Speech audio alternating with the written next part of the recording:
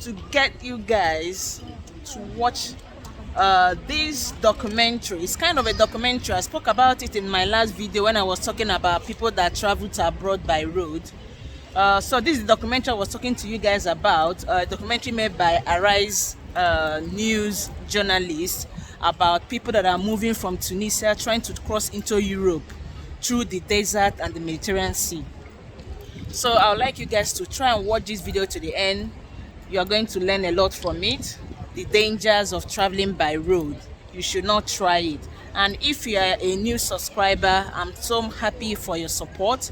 And if you are someone that has not subscribed to me before, please kindly subscribe. Please kindly like my videos, share my videos, and I'll see you guys on the next one. I'm just chilling. It's a good Friday. It's a sunny day, and everyone is just having a nice time. I'll see you guys later. Peace out. This week, Saudi Arabia has been accused of killing dozens of Ethiopian migrants trying to cross the border. The pressure group Human Rights Watch reports Saudi Arabian frontier guards used explosives against some migrants, including women and children, and shot others at close range. The deserts of North Africa are unforgiving places. The furnace heat here spares no one. These migrants, dumped without shelter, food and water, would surely have perished but for Libyan border guards rescuing them. This man, dying from thirst and exhaustion, survived, but it was a close thing. These West African migrants, some from Nigeria, claim they were rounded up by security forces after racial tensions in Tunisia flared last month and were abandoned to fend for themselves on the frontier with Libya. Survivors are now camped outside the UN's migration agency in Tunis. They told me they were beaten up and tear-gassed after the Tunisian president made a racially motivated speech claiming his country was being overrun with black Africans. Conditions here are just the worst. There's no sanitation, there's no food deliveries. If people want to eat, they have to go onto the streets of Tunis and beg, and at the same time run the risk of being attacked by Tunisian police. All the migrants had a story of violence, including 24-year-old Wisdom from Lagos. So some of us are taking the risk just to go to Europe and get a better life. Some of us are taking the risk to back to their country. Some died in desert, some are nowhere to be found. Some died in the water. I wish we have work in this country. I don't think that some of us will be thinking about going to Europe. Well, how long are you going to stick this out? What are you going to do with yourself? You're a young man, you have a life. I have a life. That is where I'm working, the wickedness of this country. Look at what they did to my leg. Is that the Tunisian police? Yeah, the Tunisian police. I went to fast to work. They saw me and my wife coming back from hospital just to check up. They picked me up and dropped in desert. A pregnant woman. Now we are back here and no medication, nothing. We asked for medication before they will get to us. Maybe someone have died, or something have gone wrong. What's your message? My message to people out there that they should find a means to help us. We are suffering. But Tunisian President Kais Saied is steadfast about his anti-black African stance. There's a campaign by criminal networks that traffic in human beings who aim not only to make money, but also to destabilize Tunisia, he said. I found Joseph from Liberia stranded with his family and baby. First, I was living in Tunisia, good, there was no problem, there was no racist, let me say. Everything was fun, but when I came, when the president gave speech, everything changed. That was in February? Yeah, February. Has it got better since that? Then? No, since February, I came here and I'm sleeping on the street. Every day things are getting worse because even I'm sick, I don't have the chance to go to the hospital. So everything is difficult for us. Tunisian government and UN officials haven't responded to an Arise News request for an interview about attacks on black African migrants. Meanwhile, rights groups say that up to 150 forcibly displaced migrants, including women and children, are still stuck on the border with Libya, short of food, water, and any hope of immediate rescue. John Cookson, Arise News, Tunisia. And John Cookson has returned from Tunisia and joins us now live from London for more on this. Now, John, why do you think the Tunisian government dumped West African migrants on the borders with Libya and Algeria? Hi there, great to be on Newsday. Yes, I got back from Tunisia this morning. A wicked thing to do, an evil thing to do, knowing that without food, water and any shelter in the desert, people are going to die, and they did. So why has President Kais Saied done this?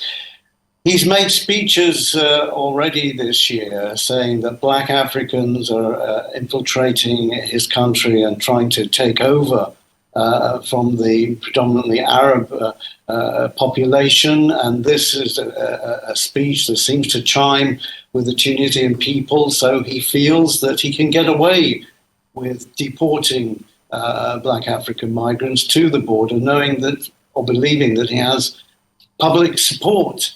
And also the US and the EU will tut a little bit about it, but they won't do much more than give him a rap over the knuckles, because both the EU and the US depend on a stable Tunisia and a Tunisia that can stop the relentless surge of African migrants coming from countries like Sudan and even closer to home, Egypt.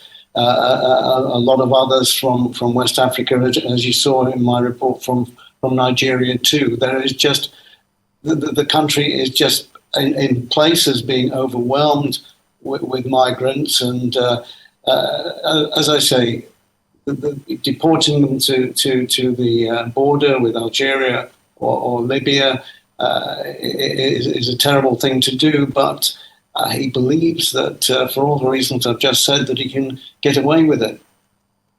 All right, then. Thank you, John, for that. It's been 10 years after, the protests sparked the Arab Spring, and Tunisia remains the lone country in the Middle East to have effectively changed its system of governance. Yet many Tunisians have mixed feelings about how much progress their country has made. What's going on in Tunisia today, a decade after the Arab Spring? Yeah, that's a good question. And in the more than 10 years since then, the Tunisian economy is on the brink of collapse. When I was there, it was very clear to me that how things are so expensive for ordinary folk to buy. Everything is cash these days. I could use a credit card in the hotel, but beyond that, everything was cash. And for example, a Tunisian taxi driver tried to charge me 30 euros to come from the airport to downtown, where the fare is actually 10 euros at best.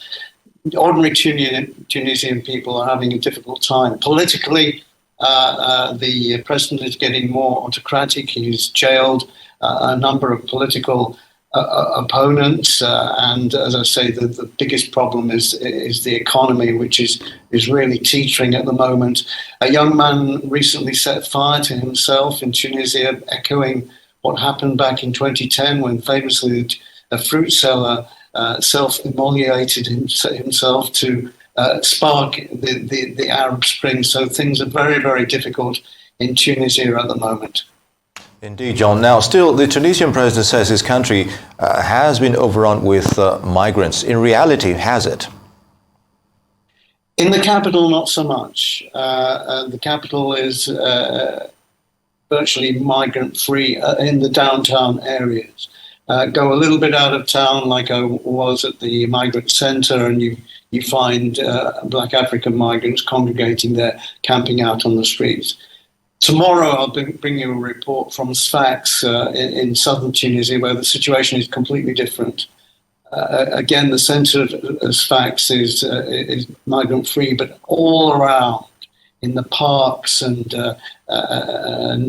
minor towns around Sfax, there are thousands and thousands of mostly black African migrants, a lot of them from Sudan, of course, following the reaction to the problems there that Sudan is facing, but also from Sierra Leone, Guinea-Bissau, Nigeria too. There are thousands of people in Sfax, all of course waiting to make that crossing across the Mediterranean, the most dangerous crossing point, migrant crossing point in the world, preparing to pay $500 to people smugglers to get them across the Mediterranean from Sfax to Italy or as near another near country in Europe. I'll have that report tomorrow. Before we let you go, John, what more can you tell us about the disturbing news that the Saudi Arabian border guards are shooting at migrants? They certainly are. I mean, they're killing migrants in cold blood. These are migrants from Ethiopia escaping violence in Tigray. They crossed over into Yemen, and from Yemen you can quite easily, relatively easily, get into Saudi Arabia, and this is where the killings took place. I've crossed that border myself. It's a mountainous region. There are not many border guards, but suddenly